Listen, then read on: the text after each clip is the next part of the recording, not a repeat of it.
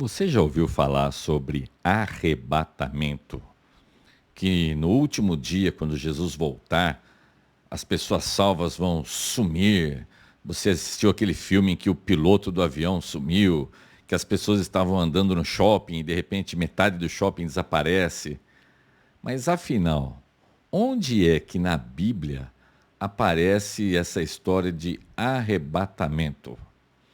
Bem-vindos a mais um vídeo. A discussão hoje é arrebatamento e onde está na Bíblia o arrebatamento. Sem muitas delongas, o arrebatamento ele é falado uma vez só em todo o Novo Testamento e ele está num livro que é conhecido como a Carta de Paulo aos Tessalonicenses. Primeira carta de Paulo aos Tessalonicenses. Quem são esses Tessalonicenses? Difícil falar, né?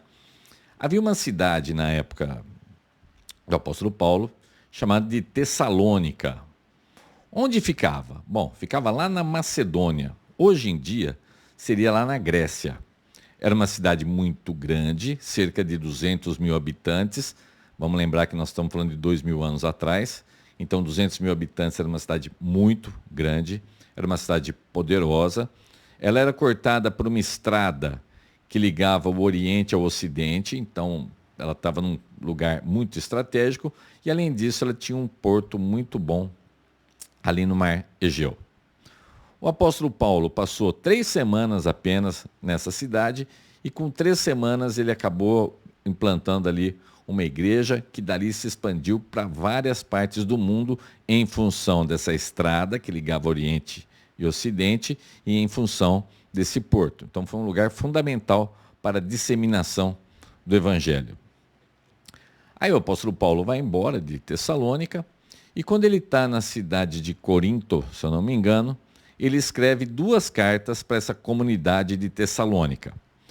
São 2 cartas pequenininhas, se você estiver folheando ali a Bíblia, você corre o risco até de passar sem perceber, porque as 2 cartas são muito curtinhas mesmo, mas eu considero 2 cartas muito bonitas, 2 cartas cheias de amor. Era uma igreja que dava muito orgulho ao apóstolo Paulo, e ele manda umas palavras assim, muito assim, de edificação, de exortação. É gostoso de ler. Eu acho que você deveria ler a primeira e a segunda carta aos Tessalonicenses, que foi escrita pelo apóstolo Paulo. E lá na primeira carta, mas antes de eu ler a primeira carta, eu já fiz um vídeo falando sobre o fim do mundo.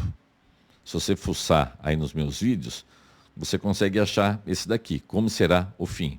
Está lá no YouTube, está no Instagram, está no TikTok, não é difícil achar esse vídeo. Nesse vídeo, eu falo mais sobre como será o último dia da humanidade. Eu dou um enfoque muito grande aqui ao que o apóstolo Pedro fala sobre o fim do mundo. É um vídeo que vale a pena você assistir, se você quiser.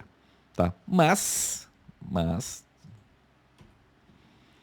hoje eu vou falar da primeira carta aos Tessalonicenses. Então, o apóstolo Paulo está dando uma série de conselhos, você vai entender onde é que chega o arrebatamento aqui. O apóstolo Paulo está dando uma série de conselhos aos Tessalonicenses, e eu vou ler para vocês aqui esses conselhos que o apóstolo Paulo está dando. Então, é lá no capítulo 4, do versículo 3 em diante. A vontade de Deus é que vocês sejam santificados. Abstenham-se da imoralidade sexual. Cada um saiba controlar o próprio corpo de maneira santa e honrosa, não com paixão de desejos desenfreado como os pagãos que desconhecem a Deus. Nesse assunto, ninguém prejudique a seu irmão, nem dele se aproveite.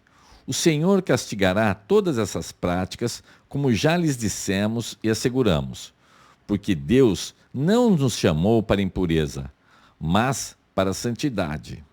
Dá uma paradinha aqui.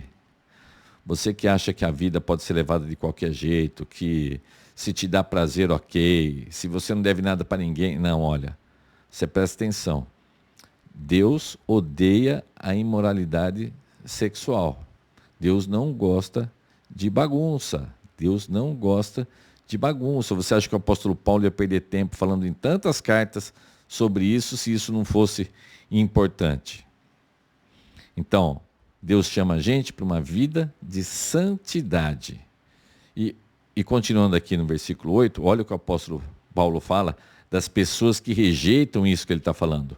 Portanto, aquele que rejeita estas coisas não está rejeitando o homem, mas a Deus que lhes dá o seu Espírito Santo. Quanto ao amor fraternal, não precisamos escrever-lhes, pois vocês mesmos já foram ensinados por Deus a se amarem uns aos outros. Olha que bonito. Ele está falando aqui que o pessoal de Tessalônica eles já sabiam amar o próximo, que ele não precisava falar sobre pureza sexual. Ele está falando ali, e para você não rejeitar. E de fato, vocês amam a todos os irmãos em toda a Macedônia. Irmãos, insistimos com vocês que cada vez mais assim procedam. Esforcem-se para ter uma vida tranquila, cuidar dos seus próprios negócios e trabalhar com as próprias mãos como nós os instruímos, a fim de que andem decentemente aos olhos dos que são de fora e não dependam de ninguém. Irmãos, não queremos que vocês sejam ignorantes quanto aos que dormem, para que não se entristeçam como os outros que não têm esperança. Esforcem-se para ter uma vida tranquila, cuidar dos seus próprios negócios, trabalhar com as próprias mãos. Ele está falando aqui para você ter uma vida decente, para você trabalhar para ter o seu sustento. Porque se você ler as duas cartas, você vai ver que tinha uma galera ali que era meio encostada na igreja. Um pessoal que não queria muito trabalhar. Então ele fala, não, ó, você se esforce para trabalhar, para ter uma vida decente. Na outra carta ele dá até o exemplo, assim, que ele, quando ele estava lá, ele não ficou dependendo das pessoas. O apóstolo Paulo, os que estavam com ele, trabalharam para poder comer. E ele fala que ele fez isso para dar um exemplo para eles trabalhar para comer. Agora aqui no versículo 3, irmãos, não queremos que vocês sejam ignorantes quanto aos que dormem. Dormir é uma coisa figurativa para morrer. E na época do apóstolo Paulo, era muito comum falar que quem morreu já era, já não tinha esperança, que a esperança era só enquanto você estava vivo. Morreu, acabou. Então ele fala, não queremos que vocês sejam ignorantes quanto aos que dormem, para que não se entristeçam como os outros que têm esperança. Havia também uma preocupação entre o pessoal da igreja, fala assim, puxa vida, a gente está vivo esperando Jesus, mas e os que já morreram? O que será deles? Porque era um pensamento da época, que para o morto não havia esperança. Então o apóstolo Paulo fala assim, não queremos que vocês sejam ignorantes quanto aos que dormem. E também essa palavra dormir significa morte. Não é como alguns falam que quando você morre, você fica dormindo, esperando a volta de Jesus. Não. Se você lê esse texto, se você lê outros textos que falam sobre dormir, dormir é uma metáfora para morte. Se cremos que Jesus morreu e ressurgiu, cremos também que Deus, mediante Jesus e juntamente com ele, aqueles que nele dormiram. Jesus vai ressuscitar os que morreram, aqueles que nele dormiram. Dizemos a vocês, olha o meu grifo aqui, dizemos a vocês pela palavra do Senhor. O que significa isso pela palavra do Senhor? Que isso que Paulo está falando agora não é algo da cabeça dele, é algo que foi revelado, talvez por uma fala de Jesus com o apóstolo Paulo, lá no caminho para Damasco, talvez pelos ensinamentos de Jesus aos discípulos e apóstolos, e que isso chegou também até o apóstolo Paulo, ou por uma revelação direta de Deus ao apóstolo Paulo, mas de qualquer forma, é pela palavra do Senhor, não é algo da cachola ali de Paulo. Então, dizer a palavra do Senhor, que nós, os que ficarmos até a vinda do Senhor, não precederemos os que dormem. Ele está dizendo assim, a gente que está vivo quando Jesus voltar, nós não vamos cortar a frente dos que dormem. Os que morreram, eles vão ressuscitar. Então, olha só, pois dada a ordem, com a voz do arcanjo e ressoar da trombeta de Deus, o próprio Senhor descerá do céu e os mortos em Cristo ressuscitarão primeiro. Então, quando Jesus voltar, você pode ver o outro vídeo que eu gravei que eu falo sobre isso. Quando Jesus voltar, os mortos vão ressuscitar. E os que morreram em Cristo vai aparecer em corpo. Quando você morre em Cristo, você já vai para o céu, você já vai para a presença do Senhor. Mas quando Jesus voltar, aí os mortos vão ressuscitar em corpo, em carne e osso. Vai ser um corpo que nem o nosso agora? Não. Vai ser um corpo já glorificado, vai ser um corpo diferente, vai ser um corpo que não fica doente, vai ser um corpo que não tem dor de dente, que não tem dor de barriga, que não engorda, que não emagrece. Vai ser outro corpo. Então, quando Jesus voltar, olha que loucura. Os mortos vão ressuscitar primeiro. E aí o que acontece com quem ficou, com quem estava aqui? Jesus voltou, toda aquela coisa maluca, Jesus voltou. Os mortos vão ressuscitar. E os que estão aqui?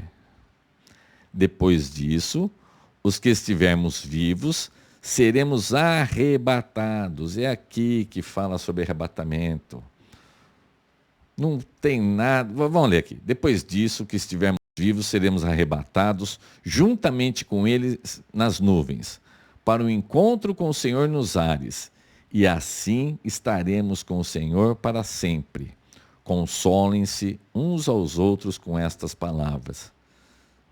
Você está vendo que textinho pequenininho falando sobre arrebatamento? Mas que nós que estivermos vivos e que estamos em Cristo, que nós seremos arrebatados. Dá a impressão que você vai ser assim, ó, puxado para cima, para encontrar com Jesus nas nuvens.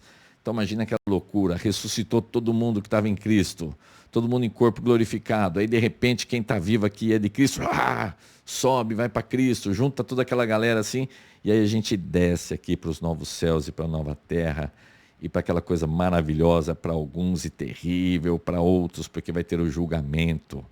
Vai ser aquele momento que vai separar quem é de Deus e quem não é de Deus, porque não tem meio termo. Ou você é salvo, ou você não é salvo. Mas note aqui que aquela coisa de Hollywood, que desaparece todo mundo, e aí o pessoal fica, nossa, o que aconteceu?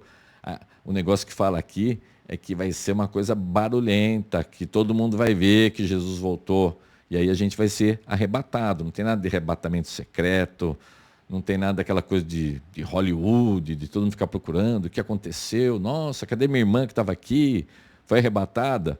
Aliás, eu tenho uma parente que um dia ela acordou e ela chamava pelos filhos e ninguém respondia. Ela falava assim, será que eles foram arrebatados e eu fiquei?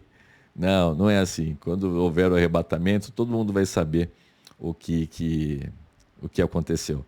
E se você continuar aqui nos Tessalonicenses, você for para a segunda carta, aí na segunda carta o apóstolo Paulo dá mais detalhes, inclusive sobre o homem do pecado, o anticristo, aquela coisa que vai acontecer terrível, tá? Mas isso seria para mais um outro vídeo. Nesse vídeo aqui, eu só queria mostrar isso para você, que vai ocorrer a volta de Jesus. Quando vai ser essa volta? Olha, em vários pedaços da Bíblia fala que Jesus vai voltar como um ladrão. Mas não é denegrindo, falando que Jesus é um bandido. É que você sabe a hora que o ladrão vai entrar na sua casa? Não. Então ninguém sabe quando isso vai acontecer. Mas vai acontecer, está perto de acontecer. Mas a gente não sabe quando vai acontecer. Mas se você continuar lendo ali, a segunda Tessalonicenses, você vai ver mais alguns detalhes. Então vai ocorrer esse arrebatamento, vai ocorrer esse fim. E como é que você escapa disso? Você escapa disso entregando a sua vida para Cristo, arrependendo-se dos seus pecados, reconhecendo o Senhor Jesus como seu Senhor e Salvador, que Ele veio, morreu naquela cruz pelos seus pecados, ressuscitou ao terceiro dia e que Ele voltará. Se você fizer isso, você vai fazer parte das pessoas que estarão felizes nesse dia. Se você não fizer isso, você vai fazer parte das pessoas que vão se arrepender pela eternidade de não terem entregado a vida para Cristo enquanto era tempo. Então, apesar do vídeo ser alegre, eu estou brincando bastante, eu estou falando de uma coisa muito séria. Repensa aí e que Deus abençoe a sua vida. Se você puder curtir, compartilhar, comentar, lembra que no YouTube é Daniel Tetel, no Instagram é Prof. Tetel e no TikTok é Vitamina Bíblica. Que Deus abençoe, tudo de bom. Até o próximo vídeo. Tchau, tchau.